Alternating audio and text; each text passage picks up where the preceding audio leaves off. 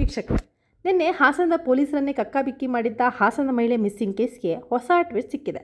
ನಿನ್ನೆ ಇಡೀ ದಿನ ಪಾಪ ಹಾಸನದ ಪೊಲೀಸರು ಮಹಿಳೆ ಸಾವನ್ನಪ್ಪಿರಬೇಕು, ಇಲ್ಲ ಯಾರೋ ಏನೋ ಮಾಡಿದ್ದಾರೆ ಅಂತ ಡ್ರೋನು, ಈಜುಗಾರರು, ಕಡೆಗೆ ಈಜು ತಜ್ಞ ಈಶ್ವರ್ ಮಲ್ಪೆ ಇವ್ರನ್ನೂ ಕೂಡ ಕರೆಸಿ ಕೆರೆ ಬಳಿ ಭಾರಿ ಹುಡುಕಾಟ ಮಾಡಿದರು.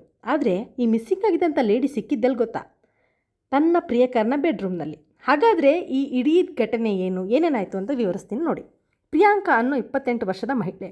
ಅವರಿಗೆ ಮದುವೆನೂ ಕೂಡ ಆಗಿರುತ್ತೆ. ಗಂಡನ ಜೊತೆ ಕುಣಿಗಲ್ನಲ್ಲಿ ವಾಸ ಮಾಡ್ತಾ ಇರ್ತಾರೆ. ಗಂಡನು ಅಲ್ಲೇ ಕೆಲಸ ಮಾಡ್ತಾ ಇರ್ತಾರೆ. ಹಾಗಾಗಿ ಇವರು ಕೂಡ ಅಲ್ಲೇ ಒಂದು ಕಂಪ್ನಿಯಲ್ಲಿ ಕೆಲಸಕ್ಕೆ ಸೇರಿರ್ತಾರೆ. ಮೊನ್ನೆ ಅಂದರೆ ಮಾರ್ಚ್ 12ನೇ ತಾರೀಕು ತನ್ನ ಗಂಡನೆಯ ಊರಾದಂಥ ಚಿಕ್ಕಮಂಗ್ಳೂರಿಗೆ ಬಂದಿರ್ತಾರೆ. ಮದುವೆ ಇದೆ ಅನ್ನೋ ಕಾರಣಕ್ಕಾಗಿ. ಮದುವೆ ಮುಗಿಸಿದಂಥ ಆದಮೇಲೆ ತನ್ನ ತವರು ಮನೆಯಾಗಿರೋಂಥ ಹಾಸನದ ಅರೇಹಳ್ಳಿಗೆ ಬಂದಿರ್ತಾರೆ.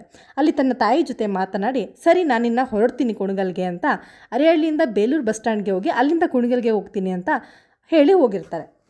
ಅಲ್ಲಿಂದ ಬಸ್ಸನ್ನು ಹತ್ತಿರ್ತಾರೆ. ಹಾಗೆ ಮನೆಯವರೆಲ್ಲರೂ ಕೂಡ ಬಸ್ಸನ್ನು ಹತ್ತಿರ್ತಾಳೆ ಅಂತ ಅಂದ್ಕೊಳ್ತಾರೆ. ಆದರೆ 12ನೇ ತಾರೀಕು ಅವರು ಕುಣಿಗಲ್ಗೆ ಹೋಗಿರೋದಿಲ್ಲ, ಮಿಸ್ ಆಗಿರ್ತಾರೆ. ಇದನ್ನು ನೋಡಿದಂಥ ಗಾಬರಿಯಾದಂಥ ಗಂಡ, ಅವ್ರ ತಾಯಿ ಎಲ್ಲರೂ ಕೂಡ 13ನೇ ತಾರೀಕು ಪೊಲೀಸ್ ಸ್ಟೇಷನ್ಗೆ ಕಂಪ್ಲೇಂಟನ್ನು ಕೊಡ್ತಾರೆ. ಇವರು ತುಂಬ ಗಾಬರಿ ಆಗೋಕ್ಕೆ ಕಾರಣ ಒಂದು ಸ್ವಿಚ್ ಆಫ್ ಆಗಿತ್ತು, ಇನ್ನೊಂದು ಮದುವೆಗೆ ಬಂದಂಥ ಕಾರಣಕ್ಕೆ ಒಂದು 200 ಗ್ರಾಮ್ವರೆಗೂ ಕೂಡ ಚಿನ್ನ ಹಾಕ್ಕೊಂಡಿರ್ತಾರೆ.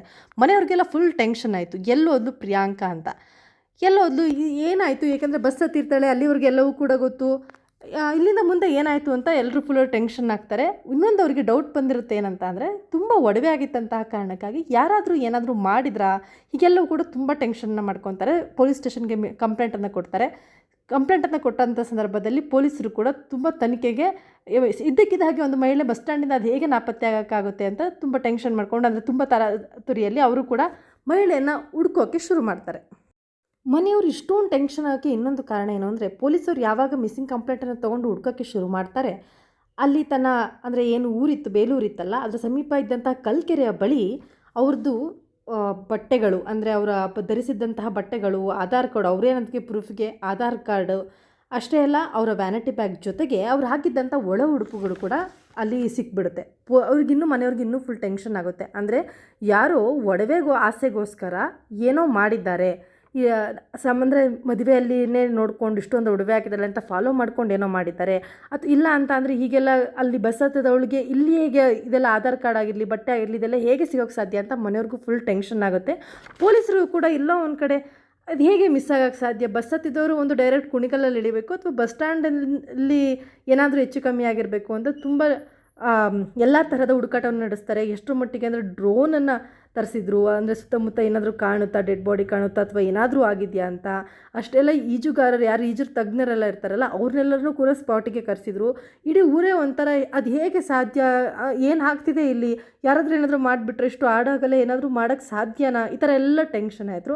ಆದರೆ ಪೊಲೀಸರಿಗೆ ಒಂದು ಅನುಮಾನ ಇತ್ತು, ಏನಂದರೆ ಏನಾದರೂ ಮಾಡಿದರೆ ಅಥವಾ ಒಂದು ಬಾಡಿ ಇರಬೇಕು, ಇನ್ನೊಂದು ಒಳ ಉಡುಪೆಲ್ಲ ಹೇಗೆ ಈ ಥರ ಸಿಗೋಕ್ಕೆ ಸಾಧ್ಯ ಅಂತ ಒಂದು ಡೌಟ್ ಇತ್ತು. ಆ ಆ್ಯಂಗಲಲ್ಲಿ ಪೊಲೀಸ್ ಇನ್ವೆಸ್ಟಿಗೇಷನನ್ನು ಶುರು ಮಾಡ್ಕೊತಾರೆ. ಆಗ ಗೊತ್ತಾಗಿದೆ ನೋಡಿ ಪ್ರಿಯಾಂಕಾ ಎಲ್ಲಿದ್ದಾರೆ, ಏನಾಗಿದೆ, ಏನೆಲ್ಲ ವಿಚಾರಗಳಿದೆ ಅಂತ. ಆಗ ಪೊಲೀಸರಿಗೆ ಗೊತ್ತಾಯಿತು. ನಿಜಕ್ಕೂ ಕೂಡ ಇದನ್ನೆಲ್ಲ ಕೇಳಿದಂತಹ ರಾಜ್ಯದ ಜನರು ಕೂಡ ಶಾಕ್ ಆಗಿದ್ದಾರೆ. ಯಾಕಂದರೆ ಇದು ಒಂದು ವೆಬ್ ಸೀರೀಸಲ್ಲಿ ಬರುವಂಥ ಒಂದು ಸ್ಟೋರಿ ಥರ ಅಥವಾ ಫಿಲಮಲ್ಲಿ ಬರುವಂಥ ಒಂದು ಸ್ಟೋರೀಸ್ ಥರ ನಡೆದಿದೆ. ನಿಜಕ್ಕೂ ಏನಾಯಿತು, ಪ್ರಿಯಾಂಕಾ ಎಲ್ಲಿ ಸಿಕ್ತರು ಅಂದರೆ, ಈ ಲೇಡಿ ಪ್ರಿಯಾಂಕಾಗೆ ತನ್ನ ಗಂಡನ ಜೊತೆ ಸಂಸಾರ ಮಾಡೋಕ್ಕೆ ಇಷ್ಟ ಇರಲಿಲ್ವಂತೆ. ತಾನು ಕೆಲಸ ಮಾಡ್ತಿದ್ದಂಥ ಕಂಪನಿಯಲ್ಲೇ ಡೇವಿಡ್ ಅನ್ನೋಂಥ ಒಂದು ವ್ಯಕ್ತಿಯನ್ನು ತುಂಬ ಪ್ರೀತಿಸ್ತಾ ಇದ್ರಂತೆ. ಡೇವಿಡ್ ಮೂಲತಃ ಕರ್ನಾಟಕದವರಲ್ಲ, ಮಧ್ಯಪ್ರದೇಶದವರು. ನಾವಿಬ್ಬರು ಕೂಡ ಈ ಕರ್ನಾಟಕನೇ ಬಿಟ್ಟು ಹೋಗ್ಬಿಡಬೇಕು ಅಂತ ಅವರಿಬ್ಬರು ಕೂಡ ಡಿಸೈಡ್ ಮಾಡ್ಕೊಂಡಿದ್ರಂತೆ. ಆ ಟೈಮಲ್ಲಿ ಈ ಮದುವೆ ಬಂದಿದೆ. ಹಾಗಾಗಿ ಪ್ರಿಯಾಂಕಾ ಎಲ್ಲ ಒಡವೆನೂ ಹಾಕ್ಕೊಂಡು ಮೊದಲು ಮದುವೆಗೆ ಹೋಗಿದ್ದಾರೆ. ಅದಾದಮೇಲೆ ಕಡೆಯದಾಗಿ ತನ್ನ ತಾಯಿಯನ್ನು ಮಾತಾಡ್ಸ್ಕೊಂಡು ಬರೋಣ ಅಂತ ಅವ್ರ ತವರ ಮನೆಗೂ ಹೋಗಿದ್ದಾರೆ. ಅಲ್ಲಿಂದ ನಾನೆಲ್ಲೋ ಕಳೆದೋಗ್ಬಿಟ್ಟಿದ್ದೀನಿ ಅಂತ ಮನೆಯವರೆಲ್ಲ ಅಂತ ಅಂದ್ಕೊಳ್ಳಿ, ಎಲ್ಲರೂ ಕೂಡ ನಂಬಿಸೋಣ ಅಂತ ಅವರ ಆಧಾರ್ ಕಾರ್ಡು, ಅವ್ರ ಬಟ್ಟೆ ಎಲ್ಲನೂ ಕೂಡ ಒಂದು ಕೆರೆ ಬಳಿ ಹಾಕಿದ್ದಾರೆ. ಆದರೆ ಇದು ಎಷ್ಟು ಮಟ್ಟಿಗೆ ಸೀರಿಯಸ್ ಕೇಸ್ ಆಗುತ್ತೆ, ಇಷ್ಟು ದೊಡ್ಡದ ಮಟ್ಟಿಗೆ ನ್ಯೂಸ್ ಆಗುತ್ತೆ ಅಂತ ಅವ್ರಿಗೂ ಕೂಡ ಅಂದಾಜಿರಲಿಲ್ಲ ಅಂತ ಅನಿಸುತ್ತೆ. ಯಾಕಂದರೆ ಇದ್ದಕ್ಕಿದ್ದಾಗೆ ಒಂದು ಲೇಡಿ ಈ ಥರ ಕಾಣೆ ಆಗ್ತಾರೆ ಅಂದಾಗ ಪೊಲೀಸವರು ತುಂಬ ಸೀರಿಯಸ್ ಆಗಿ ತೊಗೊಂಡ್ರು. ಅದಾದಮೇಲೆ ಇನ್ವೆಸ್ಟಿಗೇಷನ್ ಮಾಡಿದಂಥ ಸಂದರ್ಭದಲ್ಲಿ ಡೇವಿಡ್ ಹಾಗೆ ಪ್ರಿಯಾಂಕಾ ಲವ್ ಸ್ಟೋರಿ ಹೊರಗಡೆ ಬಂದಿದೆ. ಅಷ್ಟೇ ಅಲ್ಲ, ಪ್ರಿಯಾಂಕಾ ಅವರು ಡೇವಿಡ್ ಮನೆಗೆ ಹೋಗಿದ್ದಾರೆ. ಹೇಗೆ ಹೋಗಿದ್ದಾರೆ? ಬೇಲೂರಲ್ಲಿ ಬಸ್ ಹತ್ತದಂಥ ಸಂದರ್ಭದಲ್ಲಿ ಬಸ್ ಹತ್ತಿಲ್ಲ, ಅಲ್ಲಿಂದ ಸೀದಾ ಇವರ ಬಾಯ್ ಫ್ರೆಂಡ್ ಆಗಿದ್ದಂಥ ಡೇವಿಡ್ ಅವರು ಬೈಕಲ್ಲಿ ಇಲ್ಲಿ ಬೇಲೂರಿಗೆ ಬಂದಿದ್ದಾರೆ. ಅಲ್ಲಿ ಬೈಕ್ ಹತ್ಕೊಂಡಿದ್ದಾರೆ. ಅಲ್ಲಿಂದ ಕೆರೆ ಬಳಿ ಹೋಗಿದ್ದಾರೆ. ಕೆರೆ ಬಳಿ ಇದೆಲ್ಲವನ್ನು ಅಂದರೆ ತನ್ನ ವ್ಯಾನಿಟಿ ಬ್ಯಾಗ್ ಇರ್ಬೋದು, ಆಧಾರ್ ಕಾರ್ಡು, ಬಟ್ಟೆ ಎಲ್ಲವನ್ನೆಲ್ಲ ಹಾಕಿದ್ದಾರೆ. ಅಲ್ಲಿಂದ ಮತ್ತೆ ಬೈಕ್ ಹತ್ಕೊಂಡು ಕುಣಿಗಲ್ಗೆ ಬಂದಿದ್ದಾರೆ. ಪೊಲೀಸರು CCTV ಕ್ಯಾಮ್ರಾನ ನೋಡಿರ್ತಾರೆ, ವಿಜುವಲ್ಸ್ ಎಲ್ಲರೂ ಟ್ರಾವೆಲ್ ಮಾಡಿರೋದು ಇದೆಲ್ಲನೂ ನೋಡಿರ್ತಾರೆ. ಅಷ್ಟೇ ಅಲ್ಲದೆ ಅವ್ರು ಉಡುಪು ಹೇಗೆ ಹೋಯಿತು ಅಂತ ಒಂದು ಡೌಟಲ್ಲಿ ಎಲ್ಲವನ್ನೂ ಹುಡುಕೋದಕ್ಕೆ ಶುರು ಮಾಡಿದಾಗ ಡೇವಿಡ್ ಮನೆಯಲ್ಲಿ ಸಿಕ್ಕಿದ್ದಾರೆ. ಸದ್ಯಕ್ಕೆ ಪ್ರಿಯಾಂಕಾ ಮತ್ತು ಡೇವಿಡ್ ಇಬ್ಬರನ್ನೂ ಕೂಡ ಹಾಸನದ ಸ್ಟೇಷನ್ಗೆ ಕರ್ಕೊಂಡು ಬಂದಲ್ಲಿ ವಿಚಾರಣೆಯನ್ನು ಕೂಡ ಮಾಡ್ತಿದ್ದಾರೆ. ಸದ್ಯಕ್ಕೆ ಪ್ರಿಯಾಂಕ್ ಅವ್ರು ಜೀವಂತವಾಗಿ ಸಿಕ್ಕಿದ್ದಾರೆ. ಇನ್ನೊಂದು ಇದು ಗಂಡನಿಗೆ ಮಾತ್ರ ಬಹಳ ಆಶ್ಚರ್ಯ ಆಗಿದೆ. ಅಷ್ಟೇ ಅಲ್ಲ, ನಿನ್ನೆ ಎಲ್ಲ ತುಂಬ ದುಃಖದಲ್ಲಿದ್ದಂಥ ಕುಟುಂಬದವರಿಗೆ ಒಂದು ಬದುಕಿದ್ದಾರೆ ಅನ್ನೋವಂಥ ಒಂದು ನೆಮ್ಮದಿ ಸಿಕ್ಕಿದೆ. ಇನ್ನೊಂದು ಕಡೆ ಹೀಗೆ ಮಾಡಿಲ್ಲಲ್ಲ ಅಂತ ಬೇಜಾರು ಕೂಡ ಆಗಿದೆ. ಒಟ್ಟಾರೆಯಾಗಿ ಹೇಳಬೇಕು ಅಂದರೆ ಈ ಪ್ರಿಯಾಂಕಾ ಆಡಿದಂಥ ಈ ನಾಟಕದಿಂದ ಪೊಲೀಸ್ ಡಿಪಾರ್ಟ್ಮೆಂಟಿಗೆ, ಅವರ ಮನೆಯವರಿಗೆ ಎಲ್ಲರೂ ಕೂಡ ಒಂದು ದಿನ ನೆಮ್ಮದಿ ಕಂಪ್ಲೀಟಾಗಿ ಹಾಳಾಗಿತ್ತು. But end of the day ಅವ್ರು ಜೀವಂತವಾಗಿ ಸಿಕ್ಕಿದ್ದಾರೆ. ಸದ್ಯಕ್ಕೆ ಇನ್ವೆಸ್ಟಿಗೇಷನ್ ನಡೀತಾ ಇದೆ. ಇದೆಲ್ಲದರ ಮಧ್ಯೆ ಇದು ಬಂದು ನಿಜವಾಗ್ಲೂ ಕೂಡ ಯಾವುದೋ ಒಂದು ವೆಬ್ ಸೀರೀಸ್ ಮಾಡುವಂತಹ ಒಂದು ಸ್ಟೋರಿ ಆಗಿದೆ. ಯಾಕಂದರೆ ಇದ್ದಕ್ಕಿದ್ದ ಹಾಗೆ ಈ ಥರ ಎಲ್ಲ ಒಂದು ಸೀನ್ನ ಕ್ರಿಯೇಟ್ ಮಾಡೋಕ್ಕೆ ಸಾಮಾನ್ಯದವ್ರ ಕೈಯಲ್ಲಂತೂ ಸಾಧ್ಯ ಇಲ್ಲ. ಇನ್ನು ಈ ಡೇವಿಡ್ನ ನಂಬ್ಕೊಂಡು ಅದು ಹೇಗೆ ಹೋಗೋಕ್ಕೆ ನಿರ್ಧಾರ ಮಾಡಿದ್ರೆ ಗೊತ್ತಿಲ್ಲ. ಯಾಕಂದರೆ ಇವ್ರು ಮಧ್ಯಪ್ರದೇಶದವರಾಗಿದ್ದಾರೆ. ಅಲ್ಲಿ ಹೋಗಿ ಏನು ಸಂಸಾರ ಮಾಡ್ತಿರೋ ಏನೋ ಗೊತ್ತಿಲ್ಲ.